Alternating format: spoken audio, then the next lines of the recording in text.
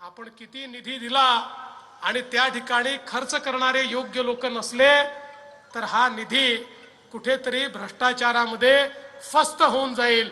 आणि म्हणूनच महायुती आली आहे आपल्याला हे सांगण्याकरता, ही विनंती करण्याकरता की अजून वेगवेगळे प्रकल्प जे आपण हातामध्ये घेतलेले आहेत ते प्रकल्प पूर्ण करण्याकरता पूर्ण ताकदीनं महाराष्ट्रातलं सरकार, मी असेल, शिंदे साहेब असतील, दादा असतील, आम्ही सगळे या इचलकरंजीच्या पाठीशी उभे आहोत।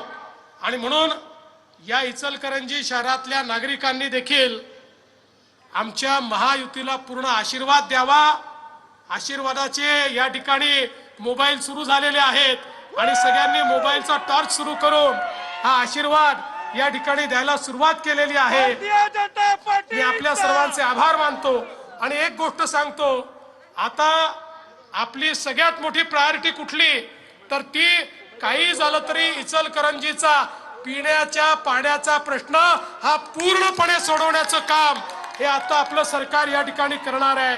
48 कोटी आपण ऑलरेडी त्या ठिकाणी देतो, जेवढा पैसा लागेल तेवढा पैसा देऊ, पण इचलकरंजी सारखं आमचं शहर हे पूर्णपणे त्या ठिकाणी प्रत्येक घरी पिण्याचं पाणी नळाने आलंच पाहिजे या दृष्टीनं आपण पुढची कारवाई करतो।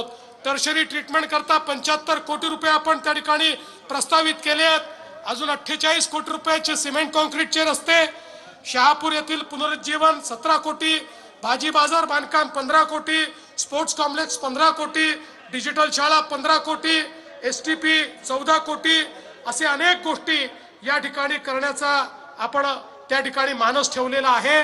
मी आपल्याला एवढंच सांगण्याकरता आलो आहे, हा जो प्रचंड प्रतिसाद या रोड शो मध्ये तुम्ही दिलेला आहे, हा जो आशीर्वाद तुम्ही दिलाय त्या आशीर्वादाच्या दुप्पट या ठिकाणी प्रतिसाद राज्य सरकार तुम्हाला देईल आणि या शहराचा पूर्ण चेहरा पहिल्यांदा ही महानगरपालिका झाल्यानंतर अतिशय चांगल्या पद्धतीनं, आणि मला हेही सांगितलं पाहिजे, महानगरपालिका झाल्यानंतर आपल्याला GSTच्या पैशांचा प्रश्न होता, आता तोही आपण सोडवलेला आहे आणि जास्तीत जास्त GSTचे पैसे हे इचलकरंजीला देण्याचा निर्णय आपल्या सरकारने घेतलेला आहे।